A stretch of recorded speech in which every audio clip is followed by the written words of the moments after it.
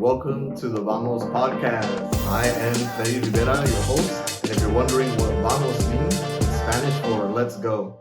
The man, the myth, the legend, Chris Wiggins. Just a quick intro. Chris grew up in an 18th generation military family. I can only imagine the family reunions, whoever plans those. Yeah, luckily we don't have those. Yeah. I have an old colleague that would kill me if I didn't say this. So thank you, and thank you to your family for being of service, because from a civilian perspective, to be observant and to be of service of this nation. So thank you. Appreciate that. Yeah, and they appreciate it as well. Chris is heavily involved in his community. He's been a great colleague and HR professional. Recently completed a master's in human resources management from Georgetown University. I haven't started paying it back yet. But thank you. Congrats on it. We'll do a follow-up podcast when you pay it off. It's all good. Welcome to the pod, and I'm just really excited to have you on. But, again, I can't keep up with you and everything you're doing. So anything else that I might have missed, introduce yourself, please, to the audience. Check it out, Freddie. Look, I'm super excited to be here on the Vamos podcast, Freddie, and, huge congratulations on it. The first episode was a banger. I assume that everyone that's listening to this heard the first one and agreed. Tell all your friends about it, because it's wonderful. It is a breath of fresh air. It helps on a drive home, or if you're just chilling, working on doing your taxes or billing. I'll put it in. I learned something, and I got some inspiration. So huge congrats on the podcast, man. Thank you, man. Thank you. We got a lot of ground to cover. Yeah. And I just wanted to kick us off with something that I thought would be representative of you together. So I thought I'd pull from one of my favorites, the all-time greats to ever do it and put words to a beat would be, Mr. Gil Scott-Heron, famous jazz singer, poet, author. And the quote is, "The revolution that takes place in your head, nobody will ever see that." And I bring that to you, brother, because you've done so much, for me, and just kind of pushing me at work. You got your education, you participate greatly in the community, you give back. And people have ideas. We're all busy. We have lives. We have professional lives. It's an idea. You need to put action to it. And you're a guy who definitely takes action and is of service to their community, to their nation as well. And appreciate you on that. Joining the Air National Guard. But like I said, man, you're a dude who has ideas, but you put them to work, and then you get folks who come around those ideas and put them to work. So I just appreciate you. So I thought I needed to reach back and get somebody that was, just as good as you at putting their ideas to work as well. As you know, Vamos is Spanish for let's go. It means a lot more things than that. Depends on how you're saying it, how you're feeling it, who's around. Vamos to me could be, the great Common said in the song The Food. Slow motion is better than no motion. Some motion is better, like not doing anything at all, not getting started. What does Vamos mean to you? Let's get it moving. And I have a niece. She's about 21 now. She's coming up right around the age where you got all damn Dora the Explorer stuff, right? You hear that old song, right? She called me up, Uncle Chris. She wants another Dora thing, but one of them old quotes that they had on the show, she sings the old song, "Vamos, we can do it," right? That always resonated with me. And for that means get some action, right? And that there are no obstacles. And if there is an obstacle, you meet it with joy.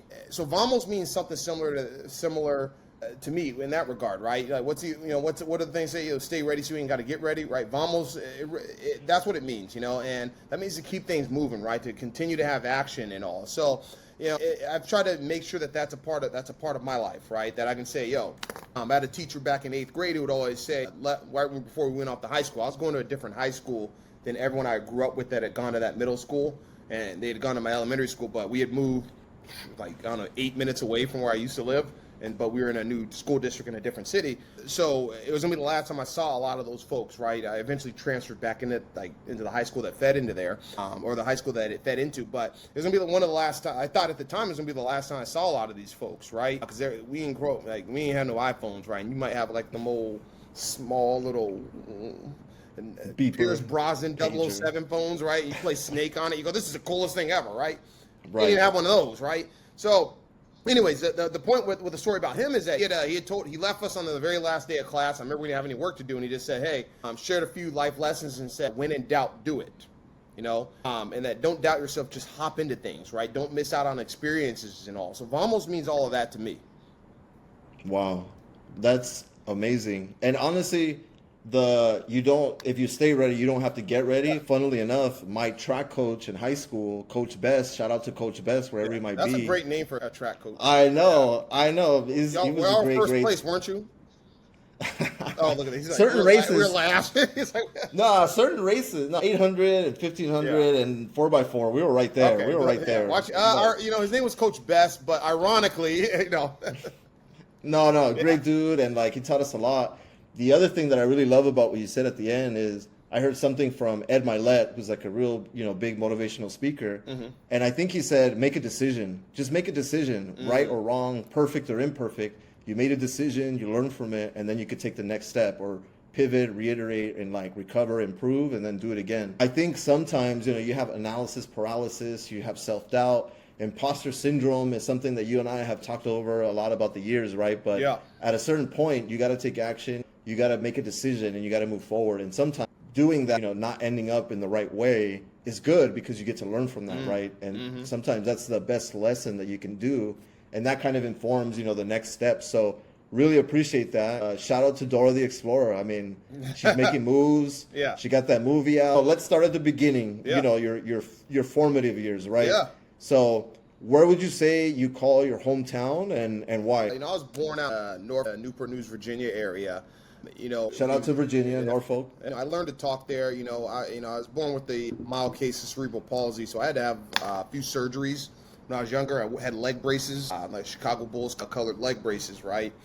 That stands out. Like, I remember those times, even though I moved away pretty early on. So by the time I was sick, we lived, that area is like a large, I think they have 10 or 12 military installations that cover the 7 cities. There's no counties there. So I learned sort of to talk, learned to hustle, and learned to speak. Learned a little bit of the street stuff, right, as a 5-year-old in that area. Like I remember being back to 3. But mainly, we moved the San Diego area, Oceanside, to be specific, right next to the Pacific. Moved there when I was 6, and I essentially went to elementary school in Oceanside, went to middle school in Oceanside, went to high school in Oceanside, barring a few, barring like 1 year in Vista and then another year in San Diego for high school or what have you. So the northern San Diego area, right by Camp Pendleton, I always lived near what's called the Back Gate down there. Like right around the time I left, they kind of when I graduated high school, that's when they started to kind of clean it up and did gang injunctions or what have you. So grew up in that part of Oceanside. I got bused to the school near the beach because when we first moved here, we moved with my stepdad. We moved in with my stepdad's mom,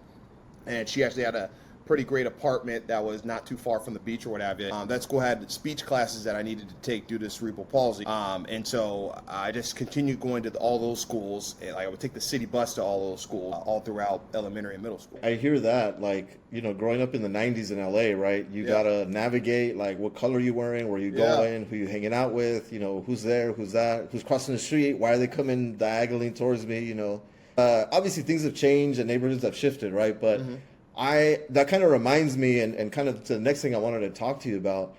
Personally, I always have this mental image in my head because it was my reality, right? But I grew up in LA in the 90s. Yeah. And one of my earliest childhood memories is going to my mother's indoor swap meet stand, during the Rodney King riots, right? I forget which day, because it was April 29th to May 4th, 1992. And I don't remember which day, but I just remember feeling back then anger, heat, because we didn't have AC in the house, in the car, at her stand, at work. So it was a lot. And I felt like there was no out, right? And you're moving around a lot. You got to navigate the neighborhood. You got to be cool with everybody. You got to have really good critical thinking, collaboration skills, right? From a very early age, to put it one way. And that image of, whether you're sitting in your room, for me, reading books, watching TV, listening to none of those things back at you. Yeah. They don't yell at you. They don't make you feel a certain kind of way or ask you where you're from, little homie, So every often back then I would think what am I doing? What is this all for? I have no idea how any of this works or how folks are living in abundance and we're living the way that we're living. And I was grateful for what we had, right? But I just couldn't fathom, how do I get out of this? How do I do this? So during your formative years, right? What, who, why were those things that started you on the path to where you are today, right? Yeah. Being a leader in HR, joining the Air National Guard and being a advanced graduate, right? Yeah. So given where you started and moving around and all this stuff, what would you tell somebody who might be listening to this right now and is feeling that situation, whether they're in high school, college, in a 9 to 5, and that person is thinking, I know I can do more, but I don't know how I can get there, or just, out of ideas because of the situation they're at. What would you share with them? Yeah, I'd say the biggest thing is staying hungry, and for me, that was I don't remember how this had happened. Well, actually, I think I used to take trash cans down to the curb because I needed money because we didn't get no allowance, right? Like, we were told that if we start doing chores, we get an allowance, but somehow, like, this is how I learned what bad contracts are. So we were told that we did chores. Get it in writing. Get it in writing, Mom. You get a quarter. If I take the trash out, my sister gets 2 quarters for doing the dishes, right? And I'm like, okay, a bit unfair, but then after 3 weeks, like, it was our duty to do that without any pay, right? And then they go, oh, well, you did it too late. And I go, okay, well, shouldn't I get half of it? So anyways, I was like, I need more. I need some guap, right? You get a few quarters, you can buy stuff in the ice cream man, a little lemon liquor thingy, right? And the mold. You got the little candies with the little hair on it. They got tahini on it, right? You want to get some of those, like maybe a little Tweety Pop, right? So, yes, sir. Oh, yes, sir. Right? The Bugs Bunny, ice right? cream. Yeah. So they would always come right around the time you out all day on a Saturday. Mom, it's 7:30. You got to get up, eat your little nasty oatmeal. Then Mom kicks you out the house because she take the bus to work, right? And then she goes, all right, you can go in for the bathroom, and I made a lunch for you, right? Those are the only 2 times you can go in, right? And so you're just out all day, and you're like, all right, like the oatmeal cream pie that she gave us as a snack didn't do the trick, right? So I started, essentially, long story short, I started taking people's trash down the curb for money, right? Started with these condos that were near our apartment, and so I got the first 10 of them, and they're like, oh, it's a nice little brown kid, yada, yada, right? Eventually that extended to them just going like, oh, like that they might have a friend, and then it just led to me like having like 70 different houses under me, and then me starting to employ people, other kids, and then I was undercutting them big time. Like I'd get I get 50 cents to do it, and I pay them a dime, right? So to take the trash to the curb and back up, right? So then, eventually, like, that led to me paying to join the Boy Scout and Pop Warner, right? And so from an early age, I just started to get hungry, and then I didn't do anything in the Boy Scout, man. They told us the first day, my buddy Elliot, they go, there's some tree bark, right? This very flammable tree, right? And then they pointed out how it looks, and then I'm like, we're 8. And they just told us that this tree is flammable. I said, Elliot, this troop is weak. I was like, there's some money to be made. We would just go, every meeting, we just go collect the tree bark, right? And this was an escape for me, right? Because I'd go home, I get a lot of whippings for random reasons, like that I don't really feel were warranted at the time or now, right? And I was like, and then they just constantly yelling, and then we didn't really talk about how my day was or anything. Not that I needed any of that, because I was like 8, so I'm like, hey, as long as they don't talk to me, that means I don't have to tell them I didn't do my homework, right? So all of this was an escape, right? And like, and a big thing is like you want to hang out with the older kids, right? They got cool shoes, right? They got them shoes I see in the East Bay and everything like that, right?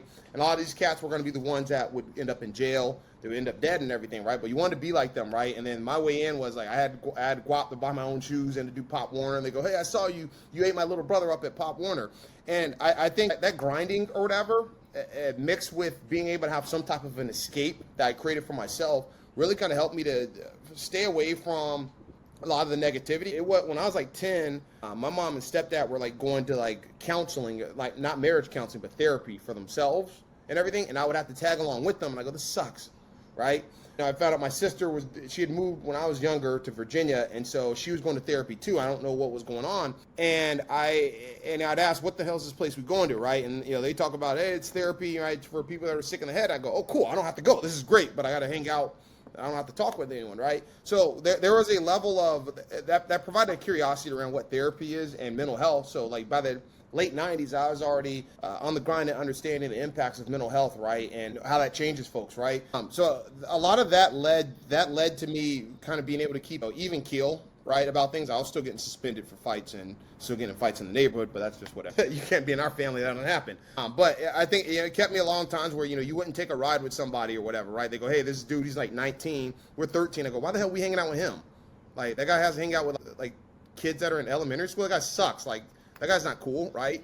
Your buddy got in trouble for breaking in a house, right? So I avoided a lot of that just because I was always hungry. I was always curious, had a good understanding on like sort of how life can collapse or what have you. And that really kind of led to sort of obviously the cliche, like getting in the Air National Guard for like structure, but I'm doing this, joining in my 30s and everything. The curiosity, it just led to where 1 degree wasn't enough, right?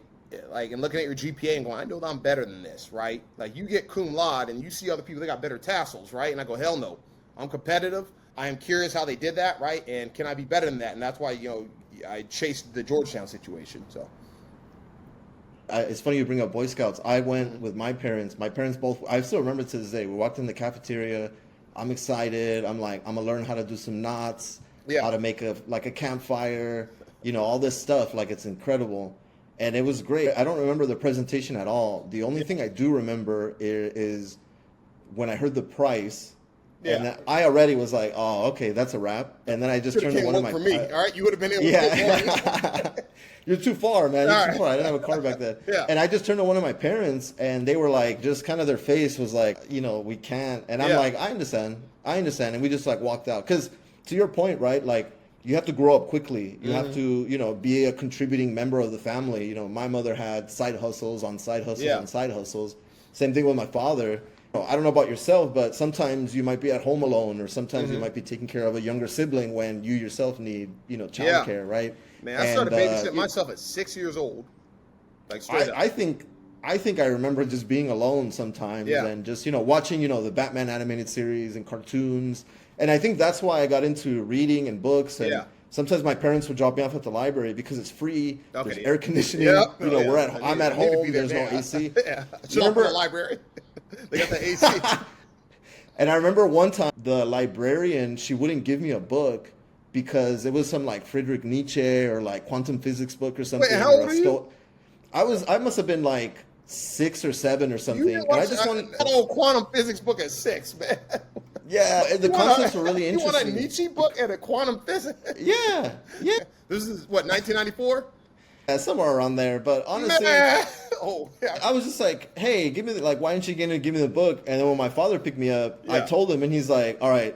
And then he just came in and he's like, why don't you give my son the book? He wants to learn. What's wrong? And she's like, well, this book is for adults. And he's like, is there anything wrong with it? Like anything, and he started listening stuff. Yeah. And she said no. And I'm like, he's like, give me a library card then if you don't want to give it to him. And he got it. He gave it to me and I read it. And I'm like, and it wasn't really about like the quantum mechanics or like the theorems and everything. They were fascinating, right? Yeah. But I think looking back, what I was trying to do was in a way kind of what you're talking about, right? Staying hungry, but mentally, right? Because number one, back then, I didn't know English, and they kept on putting me in ESL, even though I was watching Frasier, and I thought it was hilarious. The writing, the words that they would use, and sometimes I was that kid that, again, because I didn't know English, I had a dictionary, so I'd look up the word. What does cantankerous mean? All right, see, Freddie, you're lucky that you were born 10 years earlier, because if you would have been born during the Patriot Act and they said, hey, this kid wants a quantum physics books, he reads the thesaurus every day, watches Frasier, and he wants to learn about Nietzsche and like nihilism and everything, you would have ended up on the biggest list ever. Like, either you would have been under 10-year-old list, or something like that. Yeah, but hey, this guy's a person of interest. It just was stuff that nobody's being combative towards you or anything. So it was just kind of like same thing with comic books. I used to read comic books a lot just to kind of pick up. And funnily enough, I got out of ESL because one of my teachers in 6th grade, when I had just transferred in, these kids were talking about a show that all of us were watching, probably South Park. I want to say it was South Park. Yeah. I didn't have cable at the time because we just didn't have cable, right? Yeah. And I just kind of chimed in with like, did y'all check out Frasier last night? It was hilarious, Niles. And I literally started going into it, and everybody just kind of like the needle got off the record. And then even my teacher, she was walking by. She's like, I don't think they watched that show. And then she kind of pulled me aside later in the day and was like, hey, do you really watch that show? And I'm like, absolutely, it's hilarious. And I told her why. Next thing you know, I got like testing out of ESL. It was just basically like a bingo card with photos, and you had to tell her in Spanish and then tell her in English. I got them all right, but when we got to watermelon, I was like, sandia, which is like Spanish for watermelon, and she's like, water, and I'm like, watermelon, like the Jolly Rancher. And she just looked at me like, you passed, so whatever. And that was my entry into having like non-ESL. And I always was like, why am I in here? But I just felt like I didn't want to make waves. I don't want to say anything. I don't want to get my parents in trouble, nothing like that, right? So and you know what? The other thing I want to bring up is you grow up around a certain element, right? And you mentioned, you were lucky enough to find Boy Scouts and find other things to like entertain your time. I was the opposite because we didn't have the means to do those activities, right? I wanted to play soccer. I wanted to play basketball. We just didn't have it, right? You go to the park, play. And I think you get better playing at the park than you do joining like a team or what. But what was really fascinating thinking back, and I really, really am grateful to my community, right, is that the people that were, you know, doing their thing and like representing what they were representing, but really they were just banding together to protect themselves and each other and the neighborhood from. But what really, really helped me was, honestly, out of all those people that were around me, nobody ever gave me the option to participate. And it's not like I wanted to, but they were just like, hey, little homie, you shouldn't be doing this. Yeah. And, you know, we're hanging out and everything, but be respectful, go to school. Yeah. Because I think they knew already. Because, again, I would be bringing my book because they're going to be hanging out. They're doing their thing. And I'm like in the corner, like. Some kid came and started talking about some damn Frazier. I'm like, we ain't jumping him in. He ain't gonna be pleasant to be around. Nah, I didn't talk about that. I talked about, like, you know, he comes up here, hey, Daphne and No, I didn't talk about that. I'm like, Ice Tree, what's up with your boy? No, I remember talking to them about like other stuff, like, and what was cool about, because it was my uncle, my mother's sister. Shout out to my tío Pablo. Shout out. He had me hang around these guys, and they were just like, "Hey, little homie, you ain't gonna do this or whoop de wop."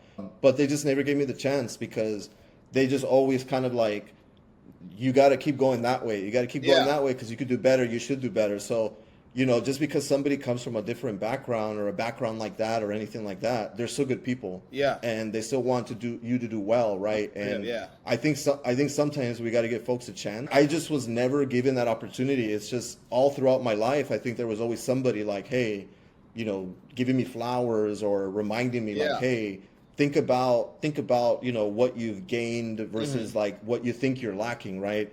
And that was always really, really helpful because, like we talked about earlier, right? It's that feeling of how do I get out of here? That mental image, if anyone's ever seen The Dark Knight Rises, right? Getting out of that cave or whatever, because that's what it feels like, right? And then on top of that, everybody's feeling like that. So everybody's acting a certain kind of way to everybody in that community. Yeah.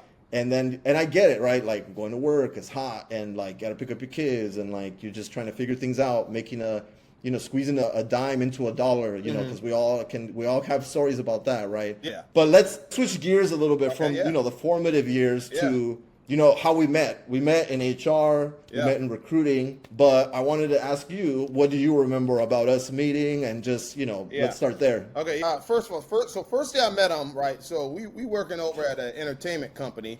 I won't name them, right? But, you know, they're good guys, right? He's talking around, and I see it go, what the hell? We got Latino working here, right? So I was like, stop, it's okay, right? I go say what's up. He's giggling with them. I go, yo, what's up? Man, his smile disappears, right? And I go, what the hell? Then I go, what's up? I'm Chris. I guess he thought I was the damn manager, and I don't blame him. I come in wearing slacks and shit, right? 'Cause I'm just like, I thought you were the boss. I thought you were the biggest boss. I'm wearing dress shirt, no pockets, right? Just, all right, got stay flow, just completely Chris. I got slacks, right? I go and say what's up to everyone. I go big up him. He just smile drops. I go, well, shit. I was like, y'all trying to keep me out about what y'all goofing? I was like, what they say about me, right? No, I see him then, right? And then, you know, we start chatting. He's starting the Clippers pretty early on and everything like that. So, you know, we vibe around there, and then he gonna disappear, right? And I start looking for another job at the time, right? And then the person that brought me to the first company was working at this new company, and then and I interviewed for a job. Then she tells me I didn't get it, and they go, oh, the person they hired is this guy Freddie. Do you know him? I go, yeah. I go, how the hell do you not know him? She goes, oh, well, I had quit before, but blah, blah, blah, right? So anyways, a few months later, I jumped to the new company and everything, and then, you know, so I'm working with him and my homegirl Jen at the new company. Yeah, shout out to Jen. Yeah, shout out to Jen. Start working there, right? And then immediately, I don't know what happened.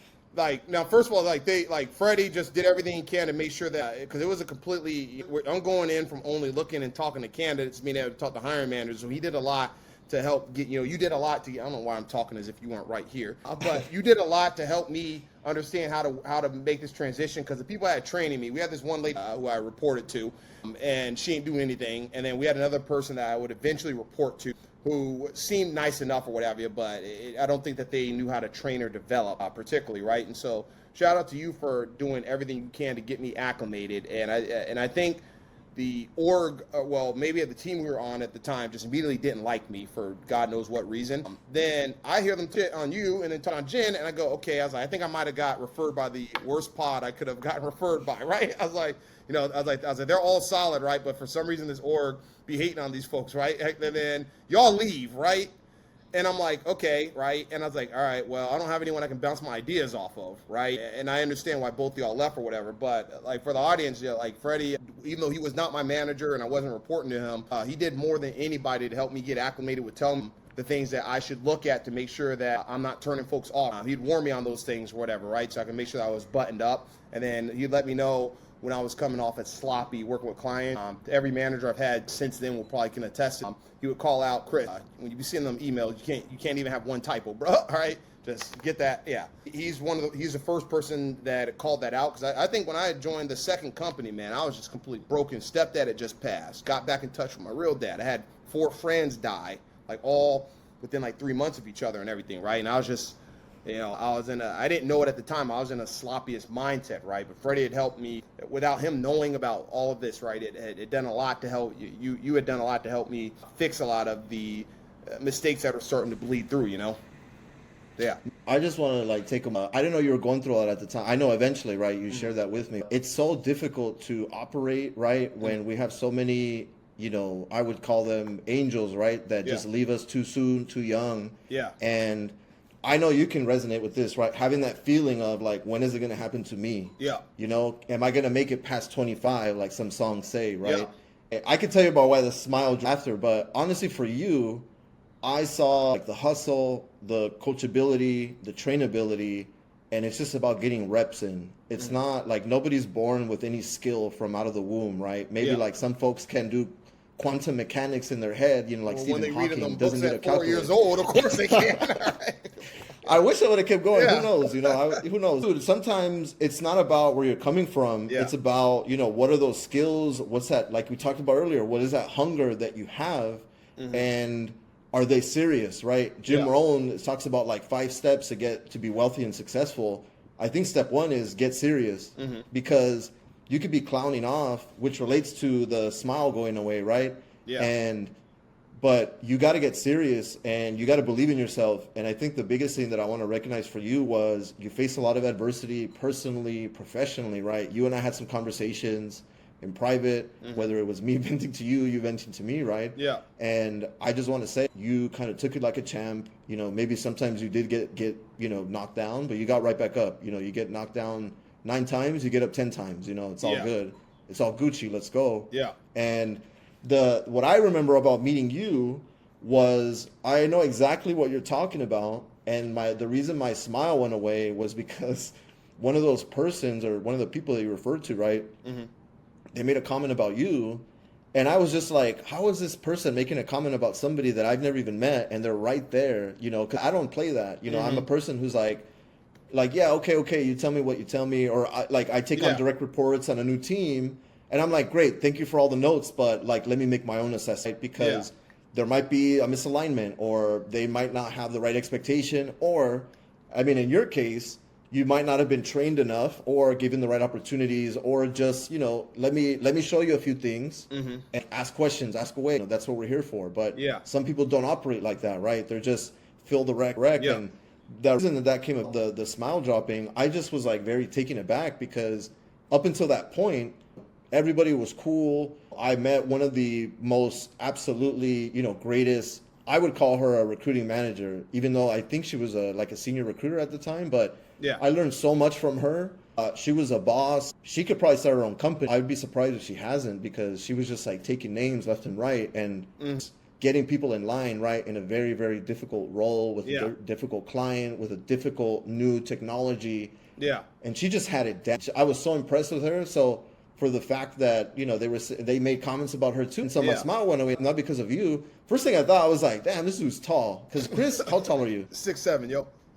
6'7". Second thing I thought, damn, this dude has the biggest smile I've ever seen on a 6'7" man in my life. But the smile went away for that. I don't want to say anything. I just met these people. I just met you. Maybe it's an inside joke, or I don't know. Let me just kind of like back up against the wall, fold my arms, and just kind of look at it. So I just was kind of taken aback by that person, and it kind of led to some other stuff down the road. I had some like back problems and some things come up. I was driving from like nerve, like it just was not great. And I was driving from La Puente, where I had bought my first house, to Burbank, and that's a far drive. You were 27, 28 at the time?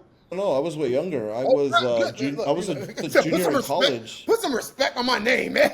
Put some respect Yeah, on he's my like, what you record, my doing? guy. Don't shortchange me. I was in my late 20s, man. He said, I'm a home buying prodigy. I think I was 20, Okay. and I just hustled because I was working at a bank at the time. Okay, yeah. I mean, the loan officer, and I just was like, yo, and he would just hit me up for like, hey, man, you know, of course, people ask you this, like, as a Latino man, like, hey, man, where can I get some good tacos? And I just kind of looked at him like, what? Huh? You can walk out the door and get slapped by a taco. Why are you asking me for? Like, but anyway, that's another discussion. Yeah. And I would just go with, I'm like, well, let me just have lunch with this man. And I would pick his brain. I'm like, hey, what does PMI mean? Mm-hmm. How much is a down payment for a home? I would ask him, what does REO mean in real estate owned, which means it's gone past the foreclosure process. Yeah. The bank has taken it over, and now the bank is more than likely going to take a loss, even though they sell it. Well, in my mind, I'm like, well, let me start there, right? But, you know, I'm helping my mother with her side hustles, my father with their side hustles. Yeah. I'm helping raise my brother, who I love to this day. Shout out to Chris. Also, another Christopher. And I just had a lot on my plate, and let me try this, and let me see where it goes. And luckily, it worked out between my mother and I, right? That we ended up getting a home after we got evicted by like the really bad landlord. But Yeah. that's what I remember about us, you know, when we first met. And I thought you were just a cool dude. You struck me as somebody who was like, if people pour into this person, the talent is just going to grow and grow and grow. Which leads me to the second thing that I like. The second how we met at the other company that we worked at the new media company. I saw Jen. Hey, Jen. She's walking with somebody who's really like, that's a big smile too. And then I was like, that looks like Wiggins. And then I thought, that is Wiggins. Hey, Wiggins. And I'm like, what are you doing here? And you're like, you're interviewing. And I immediately went to that person you mentioned earlier, the manager, right? And I'm just like, hey, if you guys are thinking seriously to bring this person on, like, I co-sign this person. Like, they have room to grow and learn, but I think if we can get them up to speed, like, they're just going to pay for themselves in kind times 10, right? And I would say you did, because you really helped me out. Because at the time, I was recruiting for product, TPM, design, and all of VR by myself. Yeah. For Santa Monica, I had a colleague in Seattle.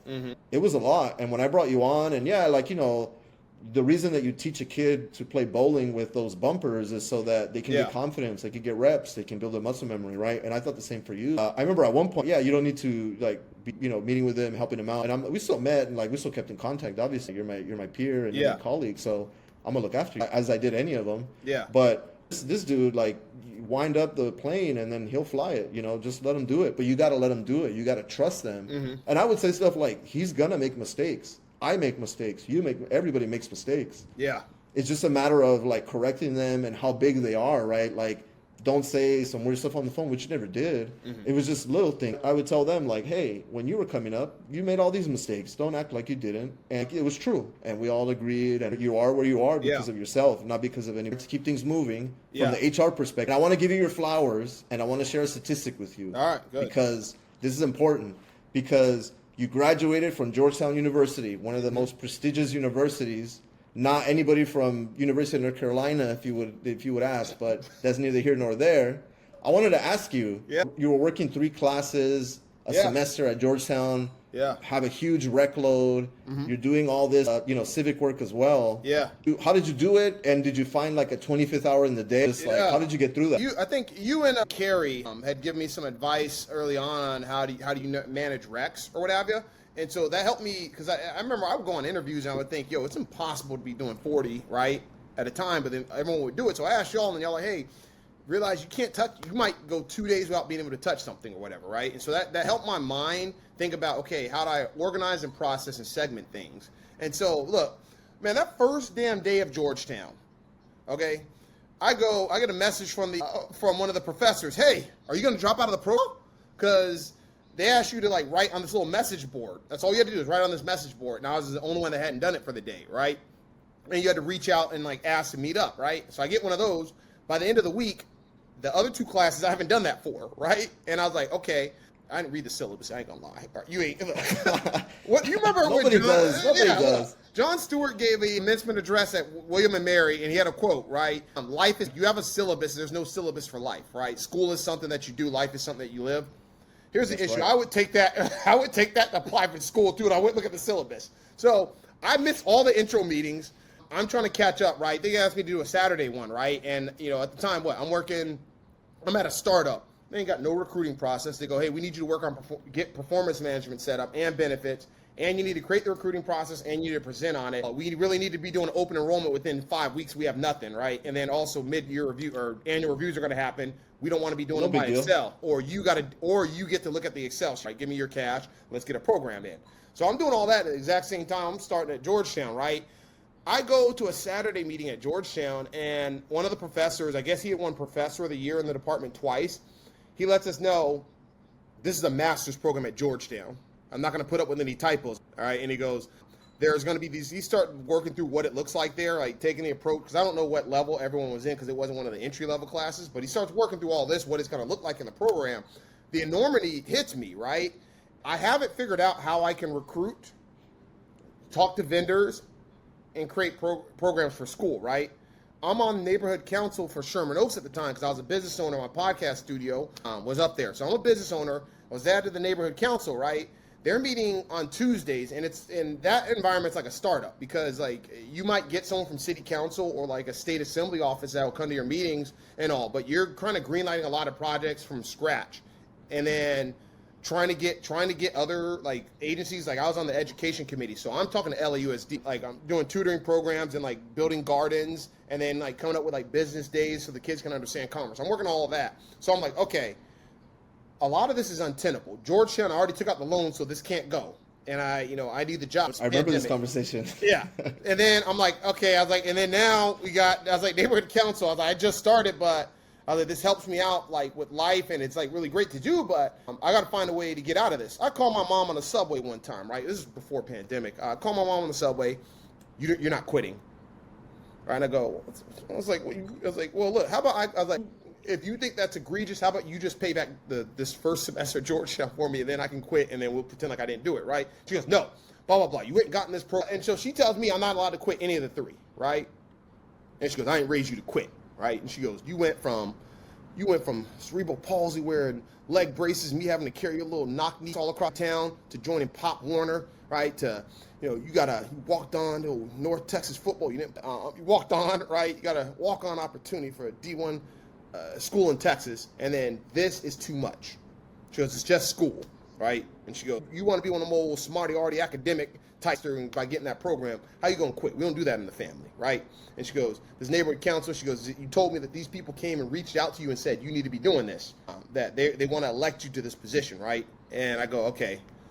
So I got the mom talk, right? So I immediately just started, okay, like, all right, if I know that I'm recruiting and doing HR and that I have to break down my hours, I was like, all right, I need to map out, and this helped me like big time, right? Not even just from a time management standpoint, but just project managing everything. Being able to say, I need to be able to do 3 essays per week, write on a message board for school for each class, right? Do the readings, and then also I need to be able to contact 2 people most likely, and then track everything I'm doing on neighborhood council. I mapped out my day. Right, so that means I'm up at 6:30. I don't go to sleep until 2:30 in the morning, right? And that's just mapping everything out, And then I even got to the point where I'm mapping out, okay, this is the exact time I'm gonna listen to a podcast or a radio show too, right? And do my readings and workouts too. So that helped me exponentially. And so those teachings early on from recruiting and being able to work with that workload helped me to start to expand that out to sort of the rest of life and the things I was doing too.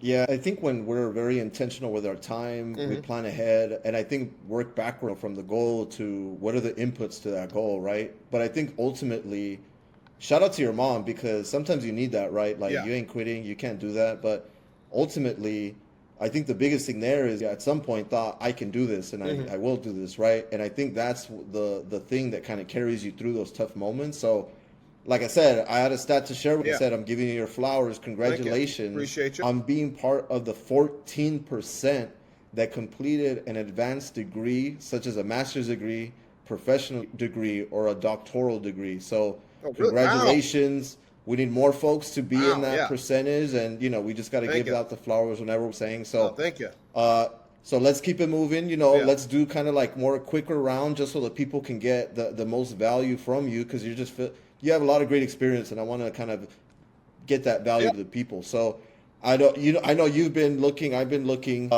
there's a lot of job seekers out there, Yeah. right? Applying and maybe hearing back, not hearing back, or what have you. So, Yeah. what's that one tactic or tip that comes to mind, as an HR, Yeah. leader on the HR side, on the recruiting side? What's that one tip or tactic Yeah. to keep in mind for folks out there interviewing, applying, Yeah. and ultimately have some great skills, but just not seeing any traction? What is that one thing that you would share with them? The biggest thing is like, look, when you look at networking, think about it from recruiting when you're closing or whatever, right? It ain't just a step, it's a process, right? So your networking is a process.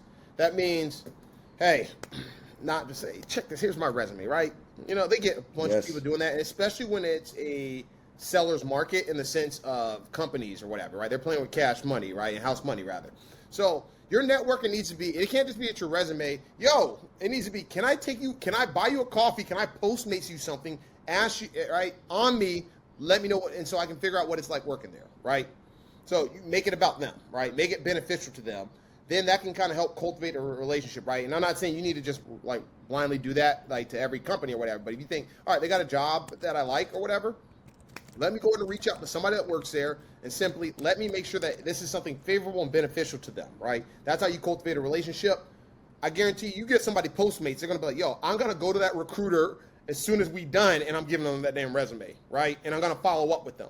That's where you get away from the, hey, okay, well, sure, thanks for reaching out. I'm going to pass them on. They ain't going to do nothing else after that because they don't owe you. They don't owe you anything. They're just like, hey, maybe I'll get a bonus if the recruiter's not going to do the work and see that you're a fit. I'm not going to be doing anything extra, right? So cultivate your relationships that way. And I say, even if you ain't looking for a job, cultivate your relationship. When you're like, the biggest thing, a lot of people push back on this, right? Look, you applying for a job, look, I don't mean to trash the industry in any capacity, right? There's some bad recruiters out there, and they might take things literal. They may not push back on their hiring managers because they don't necessarily have the expertise themselves to understand what it's like out there in that wilderness. So they might be looking at, I need all 10 things that are on the resume. You find a way to match what is on your resume to that. I ain't telling you to lie in any capacity. What I'm saying is, look, you find ways to match the applicable keywords, right? Like if it's HR, maybe you're in a situation where you're recruiting or whatever, right? And you want to make a transition, right? I've done this, make sure people operations is in your damn resume. That's the very first thing. Make sure that you can highlight some of the employee relations issues. If you're a recruiter and you haven't touched with employee relations just by, hey, Chris, really enjoyed that candidate. I'm glad I'm part of the interview process. I really don't like my manager, right? Now, you taking that to their HR business partner or whoever in HR, you're facilitating a potential employee relations case. Put that on your resume, highlight it, right? Share that. Those are the two big things. The last thing I'll say, right? Look, a thank you letter never hurts, right? Some people say it's unnecessary, right? But look, sometimes you can have a clunker, but a lot of these interviews that I've done, right? Look, I've applied to like 1,200 jobs since January. You're going to have some clunkers, right? But what I've learned is that a lot of these interviews is not even about how great you are. It is, do I want to work with this person? You give them a thank you letter. It just moves it up just a tad bit. Oh, okay. This person is thoughtful and considerate, right? And they understand the time commitment that it was for me to go out there and do the interview, right? Send one of those. It can be just simple, right? Doesn't need to be, hey, give me feedback, yada, yada. Hey, really want to appreciate the time, right? Love that. I learned this about the company, blah, blah, blah. Can't wait to hear next steps, right? Those are things like you want to be able to beguile them folks who are making the hiring decisions and those recruiters, right? Make them feel amazing, make them feel warm and fuzzy, right?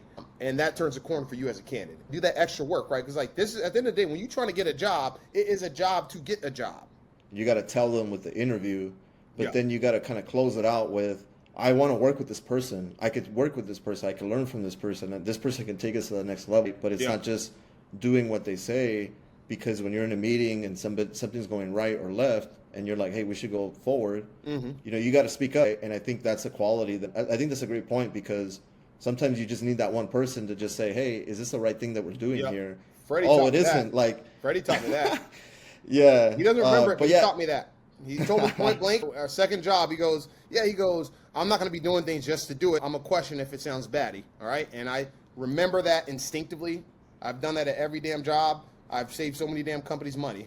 Well, that's HR, right? In a nutshell, at a high level, you're kind of saving the company from itself sometimes, or the employee from, vice versa. So I feel that. And just one thing that, and I say, like, those are good points. And another quick thing that I always get asked about, I'd love to get your take on it. I saw something great by a guy that I really have admired over the last few months. His name's Renan Cortez, and he's at Syndicated Ventures Group. He also has an academy that teaches some really great skills of running and buying businesses, right? But he said something really powerful recently, which was talent is everywhere, but opportunity is not.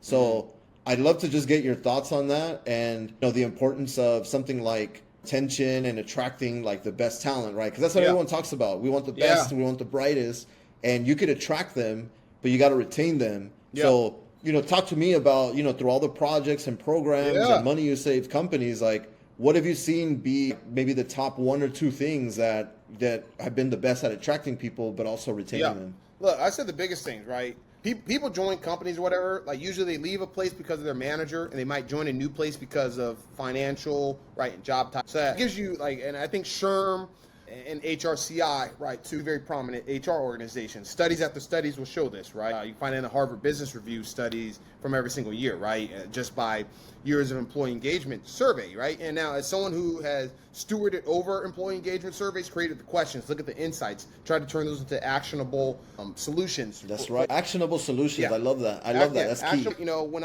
last company I was at, you had 5 or 6 people reporting to me. And one of the big things that we came out of that, right, is like I want to make sure that they were getting developed. Our one-on-one times made sure that they would essentially have time to ask what they wanted to ask, but then we spent some time on areas that I have constantly repeated that we want to develop on, and then I'll go, I'm going to develop you on this. Then I wanted to launch that company-wide, right? So I came up with this game plan where you would find core soft skills. They could be simple things as how do you run a meeting as a manager? How do you get buy-in from executives or what have you? Train and develop on that, man. Look, first of all, you greenlight that and you tell somebody that you're thinking about them in the capacity of their ability to talk to board, right, and executive chairmen, they're going to think twice about going on another interview. They're going to think, I want to be loyal to them because they put me on. You develop them skills. They're filling your cup. Exactly. Yeah. You develop them. You develop skill sets that allow them to cross-train, right? I've done all the employee engagement surveys. They go, hey, we want to see what other orgs are doing, right? We want to be able to help in. We want to be able to cross-collaborate on projects. You give them that, they're going to stop thinking, if they're not severely underpaid, right? They might start thinking like, oh, you know what? It's actually great to be here, right? Because, I've been making ends meet. I'm living comfortably, right? Maybe, I can always get a little bit more or whatever, right? But I'm living fine. I'm not in dire straits, right? But this company is also developing me into a better person, right? Something I can use to build up my resume so I can go get the bag. When you're not doing that, you're going to lose people, And when I talk about that training and development, managers got I've had managers go, we have a one-on-one one time a month. I go, you meet with them 12 times a year? Only? Wow. Right? I was like, are you kidding me? Right? And they go, well, I was like, no, what is this? I go, look, no. I was like, that just doesn't work, right? I don't even have a retort. It's just no, right? Bi-weekly. How many direct reports do they have, out of curiosity? I've had some where they have 6. No, the person, the once a month. I've had someone who had 6 direct reports. They only met once a month with each of them. Wow. Yeah. Wow. And I go, I know people that have 14 direct reports and they meet with them every single damn week, right? And I go, now that's not ideal and everything, right? But 30 minutes a month, right? What is that? You better at math than me because you Mr. Quantum, all that stuff, right? That's 6 hours a year. 6 hours a year. Okay, yeah, 6 hours a year, right? I'm like, them people are probably leaving, or they're going to be holding HR hostage to get a raise and to get a title increase or to work in another group. Just flat out. Right. Unless you hiring some absolute blokes who aren't developing, right? So I'd say, look, develop folks, right? Give them training development. Give them opportunity for something new repetitions. That's going to retain them. When you're attracting them, I would convince people at the second company worked at, I would convince people to relocate from Seattle to Santa Monica for lateral pay. And that would just me selling them on the opportunity and let them know that this is something small and disruptive that's going to be big. And making sure that I had individuals that connected with them in some capacity, right? Like I might have somebody, maybe they went to UW or whatever, right? Hey, you know what? You have some ties there, right? Or you two both like crochet or Law and Order, whatever, right? Connect with them, right? This is what I sold them on, right? Help double down on it, right? And stoke their passion. That's going to help with the attracting folks, And I think one of the biggest things I found out throughout my career is when you're not one of those, what do they call them, FANG companies or whatever? Right. Okay, when you're not Facebook, Apple, Amazon, and Google. Netflix and Google. Yeah. Okay, so you work for most of those too. I work for some of them. Yeah. So when you're not one of those, right? You really got to sell them on the fact, and this is what I always tell people: look, come here. I will hope that you're here forever, right? Chances are you're not going to be. You probably won't be because you're going to be a star, and there's only much opportunity. But you come here, you're going to be working on a bigger piece of the pie and contributing to a lot more. And recruiters like me are going to come pillage and poach you, give you 75 grand more than the raise that you're going to be making here, working here after 2 years, right? And my guess is even in half the time it takes to get a new president, you're going to be an executive somewhere because of your ability to have worked on so many different things. And like early on when you would hire engineers, you tell them, hey, you're going to be doing code reviews, you're going to be testing your own code, and you're going to be coding, not just coming in here coding or whatever, right? We're going to turn you into something, right? You're going to start mentoring junior engineers, which is going to help you become a leader, a manager, right? Or a principal engineer, all of those kind of things. And so I've always specialized in being able to sell that. And I've gone from larger companies to smaller companies over my career. Yeah, I would. The thing that you talk, the ownership and the ability to just grow, right? I would tell people that we're coming from large to small because I was at a smaller company. So I'm like, how do I kind of, propose this in a way that's like worth the time? And I would tell folks, like, do you want to own a seed in a watermelon, or do you want to own a grape that's working together and you know what's going on and you have ownership and you're able to, if it was a tech role, like you said, like the dev role, do you want to have, mentor developers? Do you want to have architectural kind of conversations, and you're going to have a senior principal that is going to be mentoring you and have access to the CTO, right? And I used to say sell, but I think it's just informing. Yeah. And then it's up to you if you want to buy, right? It's up to you if this makes sense for you, your family, and whatever your situation is, because sometimes you can sell or whatever you want to call it, right? I had a candidate one time where he was down. He was really interested. He was in Houston. Great candidate, stellar candidate. We have to have you. I have to be there. That's what he said.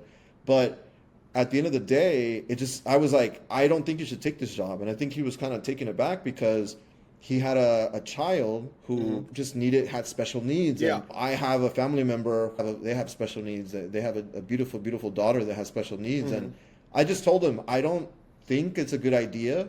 What are your thoughts? And this is why I think so. Yeah. Does that track, or what do you think? Because at the end of the day, if you move from one city like Houston to Seattle, and it's not the right decision, and it's your family, you're not going to perform at work. You might leave. You might not be happy. I don't want that for you. So we didn't end up hiring him then. He got hired for another role a couple years later. He's crushing it right now. As a recruiter, to your point earlier, and I agree, unfortunately, there are some not so great apples in the apple cart, if you will. Yeah. And, whether it's... And I've met, and I'm sure you've met folks that, got brought into a company. They were not brought at the right level, right? And then now you have friction, and again, goes back to retention, right? You want to attract them, you got them in because the numbers worked, but you're not going to keep them. And I can think of one person in particular. I was shocked when I was at a higher level than they were. Yeah, we didn't have the exact same experience. I might have had more tech experience, more management experience. They did as well. I think we need, as recruiters, we should be thinking about that. I always was thinking, I taught you the same thing, just to fill the rec shouldn't be your goal. Yeah. It should be to fill the rec with somebody who's going to do the job, but then do the job, the next job, and the next job, because we're growing. I want to have A players. Yeah. And I kind of always think, like, as an owner, whether I had equity or not, right? Yeah. Because we're on team whatever. I'm trying to win. I'm not trying to just do the the minimum, right? Yeah. I want us to do well, and I'm not here just to spend my time with y'all and fill out performance development plans and things of that nature. Those are all great and everything, but I'm here to win. I'm not here to step over anybody, nothing like that. But you don't want to be working at the same time either, That's exactly it. I don't want to be filling this role. It took me a long time, coordinating interviews ain't fun, just not. Yeah. Staying on the hiring, the HR, like you as a leader, right? Because you've seen both sides now. You've seen operations, you've seen recruiting, the HR and like the HR part of like managing the company. So the question I always get a lot too is, how do I get promoted at work? How do I increase my chances of getting an offer at a great company, no matter the industry? So, promotion, and then how do I get an offer? Starting with an offer. I think the biggest thing is the preparation in your interviews. And if you remember, the coach of the Steelers, Mike Tomlin, famously only got his interview because of the Rooney Rule. Great coach. Yeah.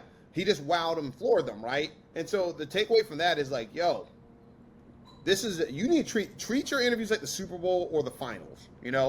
Over prepare. That's right. And That's one right. of the biggest things I say, right, is like, look, you can't control if there's a bad interviewer interviewing you, right? That's right. You can control the value that you bring, and that means like, look, study, like, treat their company like scripture. Be able to come with your examples, tie it directly into what's happening in that company. Like, because I've been in places where it's like, okay, they might ask me, what do we call it? You learn this in politics pretty early on, right? Answer the question, get to that quickly, pivot, right? And you want to still be on that question, right? And get what you want to say. And like, the good technique is pivoting to saying how that applies to them, and then turning what they have going on an example. Like, if you're at Google or whatever, right? Tell me about a time when you let's say from a recruiting standpoint, right? Tell them about the time you had a difficult hiring manager, right? Just like, share your experience from whatever company you came from, right? Y'all might have somebody that works on the Google Nest team, right? Hit them with that, right? Anticipate, show them that you're anticipating some things that they might tackle or whatever, right? This hiring manager might be new because they spend all their time working on Android or yada yada, right? Talk about, and then like, you're banking on the fact that this is the right way to answer it, right? But I guarantee you 9 times out of 10, they're gonna be like, all right, this person is a deep thinker. They're watching Frasier when they were 5 and everything like that, right? Hit them with that. When you're building out, when you're like sort of talking about projects or whatever, right? Completely immediately get it to the point where you're incorporating what works for their company, right? And showing value in, Yes. showing value in what you've done, right? And how that can easily translate into that company. That's how you get the offer. As you look at your second part or the first part of the question, right? With me going in reverse, talking about how you get promoted at work. Look, we have this thing at the last company I worked at where it was said if like, you get a Likert scale, right? When you do performance reviews, 1, 2, 3, 4, 5, right? People now normally people are going to default to 3s or whatever just because it's right there in the middle and it kind of gives you a chance to just kind of be wishy-washy, right? Right. Oh, it'll be nice. Yeah. I'm trying to be nice. They're very pleasant. Yeah. Yeah. All right. But a lot of people go to 4s, right? I think they're amazing, right? I had a manager tell me most people should be a 3. And I go, okay. And she goes, all right. That's a bias. Oh, yeah. So she goes, this is a job description. Do they do everything that they're expected? I go, yes. They go, how is that? Like, how would you describe them? I go, they do every single thing here, right? She goes, so they consistently do it. She goes, yeah. She goes, how would that be a 4? A 3 means you're doing everything that is expected of you. Why is that considered negative, right? So where I'm going with this, right? You want to be, when you get promoted, when you're consistently a 4, when they're like, you know what? This person is no longer treading water. And I always say this, right? You start a company, the first 3 months, you should be treading water because that means you were hired correctly. If you're not treading water, like if you're just way above that, that means that you were hired at a level too low for you, right? You want to be a 4. And that means, look, okay, number 1, get your foundational aspects, right? Because don't be sitting there, I just started this and then I'm going to go do this and everything like that, right? Don't like, I'm trying to become a radio host, but then I'm also going to start doing TV and like, I'm going to try to open up a business on the side and everything like that. No, right? Get your foundational core requirements down. Then next, start working on, okay, let me take on additional projects, right? And other requirements I have, how can I elevate those to reach those and turn these into stretch targets that I can consistently hit? Best way to get yourself promoted. What I found is I've naturally gotten in the eye, like you want to get in the eyes of executive leadership too, right? You got all hands. Visibility. Yes. All right. I have people, they're recruiters. Ain't no one ever heard they self-speak ever, right? Now me, I'm always having to present during all hands when it's recruiting or HR, right? And I might do 2 or 3 slides, right? So that gets people to say, all right, this person's formidable. I know that they can present first and foremost. So that's a leadership quality, right? Executive presence, right? Yeah, they can answer follow-up questions as well. So we can put them out, right? Hit on that, right? That's one of the easiest ways to do it. Then from there, that allows you to start getting in that cross-collaboration. I know for a fact that they can juggle multiple duties, right, and do it effectively and consistently. Those are legit the best ways. I tell people all the time, as I've promoted people in my career, I've let them know, hey, your reasons because you far exceeded. You don't need to be a Padawan no more. You're a Jedi Knight, right? You far exceeded what's expected of you. There is nothing much more I can teach you, right? You have developed in this. You've earned this promotion. Maybe that means you become a people manager. Maybe that means you become a principal and you have more responsibilities. And you've shown that you can that you're able to work, you're able to do the job that you want or whatever. You're starting to work that while you're still in the previous title, you know? Yeah, I love that, man. Yeah. I mentioned this at the beginning, and this is really important to me. I know it's important to you, But you do a lot of work in the community, not-for-profits, neighborhood council, chamber of commerce. You've been a business owner, like you mentioned, which I love. And I just wanted to start off with a simple question, but it has a lot of depth and breadth, right? Okay. So to you, what does community mean to you? Community means a population that you have pride in, that you're a part of, right? That you want to see thrive. Yes. A bunch of thorough folk, they're meaning well. They have pride in what that is, and that doesn't necessarily mean that needs to be the neighborhood that you grow up in, right? It can just be the community of friends that you have, or simple interests. But in my case, it is individuals that are committed to growth, right, and advancement and improvement. And so, we're doing work with neighborhood council and with the California Black Chamber of Commerce. For me, it's like, hey, I can say that when there's success in either of those, right?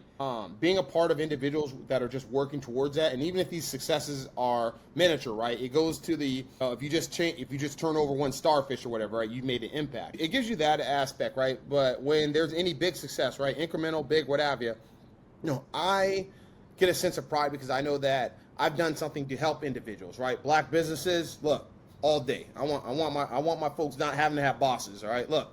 That's right. Look, most bosses I've had have been cool, all right? Like just straight solid. Most of them, I would say I would even talk to them and text with them out of work and everything like that. Bosses still suck, all right? You having to listen to someone, all right?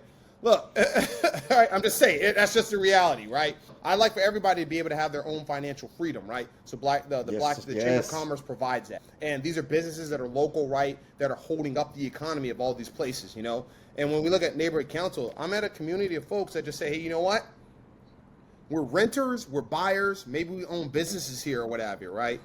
We want to provide extra time. And these meetings are long, Freddie. Like, these council meetings can start at like 6 o'clock, so you're rushing out to work, and sometimes they last till 10:30. Wow. Right now, COVID.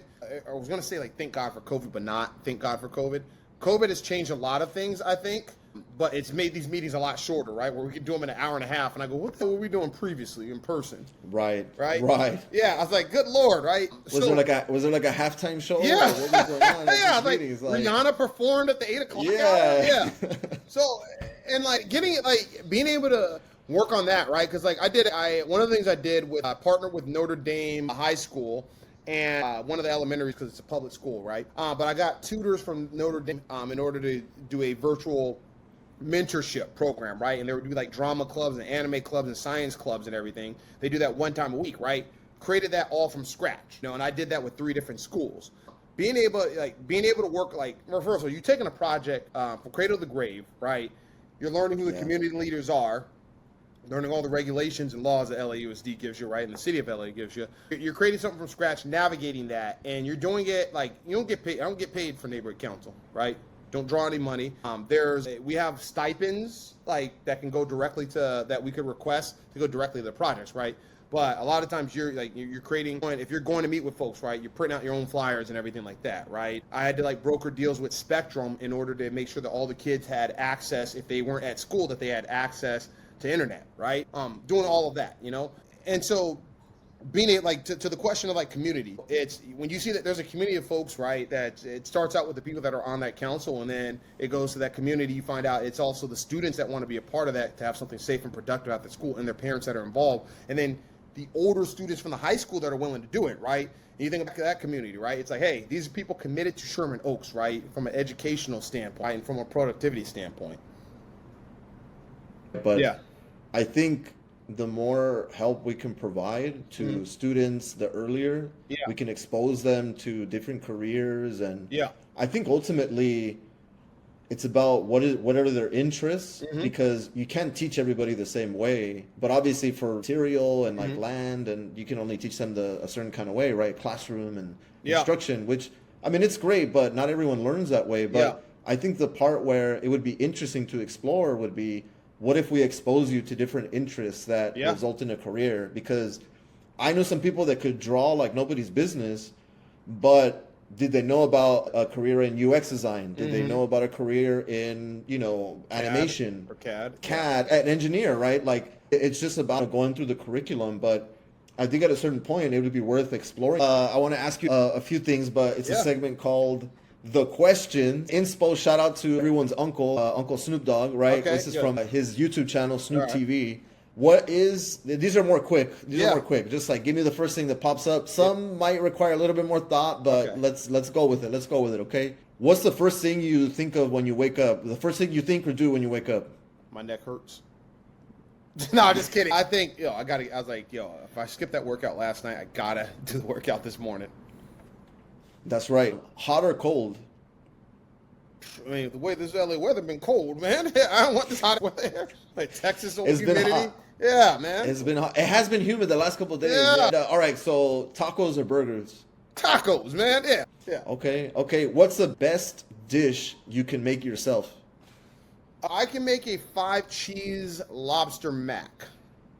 Okay. Yeah. You got to come over. You're coming over after. What was the first concert you attended, and just what was the experience? Okay, so the first one officially was Biggie, which I wasn't supposed to be in the building. A favorite movie? So I want to say Jurassic Park. Wow. Okay, Jurassic Park. That's a good one. Like okay, I have okay. 5 that I know are my top 5, and I think Jurassic Park's probably number 1 of those. Yeah. Wow. Okay. If you were on a mission to save the planet, thank you, Chris, for being on this mission. Like Interstellar, right? Yeah. One-way ticket. You ain't coming back. What are the 5 albums to come to mind that you're taking with you? And don't think too long. Just whatever comes to. Illmatic. Let's go. Nas. Yeah. Let's Okay. go. Legend. Good Kid, Mad City. Let's go. Rainbow by Mariah Carey.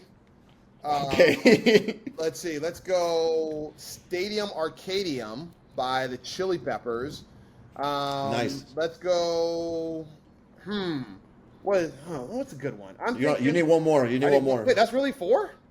There's 4. Okay. All right. So this one's hard. It's either The Color and the Shape by Foo Fighters or at least In Your Honor by Foo Fighters. So probably The Color and the Shape. Okay. Sorry, stop. KROQ Kid, K-Rock from LA. My guy. I love that. I'm really happy to know you. I'm really happy to learn from you. I'm proud of you, all the growth, all the obstacles you've overcome, all the things you've chipped. Yeah. But I like seeing good people doing good things and being good themselves. I'm just very, very happy for you. I thank you again. I feel honored that you're my first guest, bro, because, you were the dude. You're for being the dude that you are and for pushing me to take this idea from my mental space, into cyberspace. It is a distinguished honor, man. Freddie, thanks so much, man. Let's do this again.